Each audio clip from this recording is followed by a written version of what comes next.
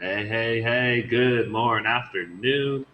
Welcome back. Today is lecture 4. Today, let's talk about some tips and tricks to remember during the screencasting process, which will hopefully make for easy to edit and effective lecture videos. These are some things to do during the screencasting process that will make the process easier. One of the critiques of flipped learning is that it takes a lot of time. But hopefully, by following these tips, the screencasting and editing process will be more efficient.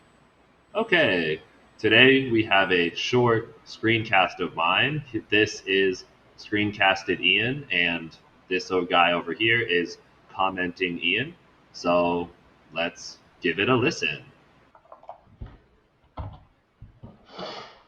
So another key speaking tip is to hmm, Uh oh, I made a mistake.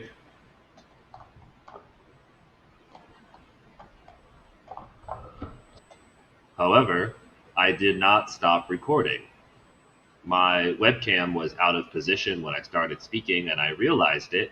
So I simply stopped my speaking and I moved the camera right to the position that I wanted it to be.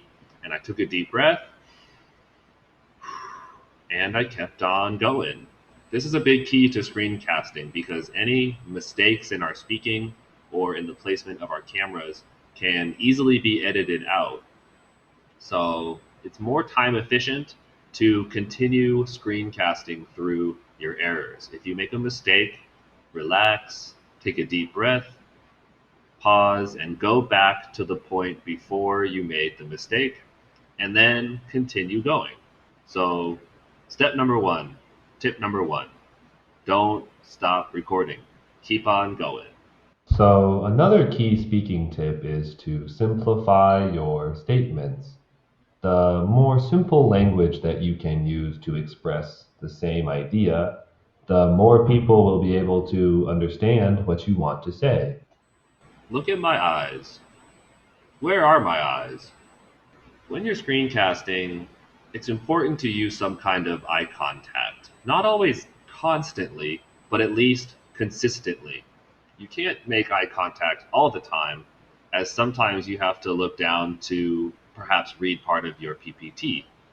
However, as long as you can take moments in between your sentences to take a look at that little blinking camera lens right there, it's a little bit awkward, but when it comes out later, it will be a lot more engaging to your viewers. You'll feel like you're making a direct connection rather than just looking down at a screen.